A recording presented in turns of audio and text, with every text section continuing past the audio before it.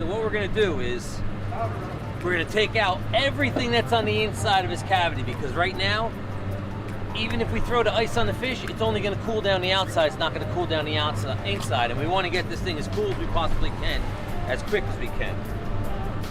So we're gonna go ahead. It's a little graphic, but it's all right. We're gonna make some relief cuts. Then we're gonna come over here and we're gonna find this little hole, right? We're gonna make this hole a little bit bigger.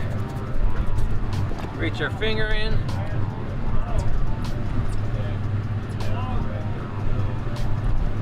And we're gonna find that piece right there, which is now gonna let everything on the inside come right out. Usually for your first one, we'd make you eat the heart, take a bite out of the heart, but since he's vegetarian, I don't know if that'll fly. We're just gonna pull everything on the inside out. And once we do that now I can actually pack ice, because I can get my hand all the way in here now, because it's empty. I can pack my hand in there with ice and cool him off from the inside out. And he didn't have much in his stomach.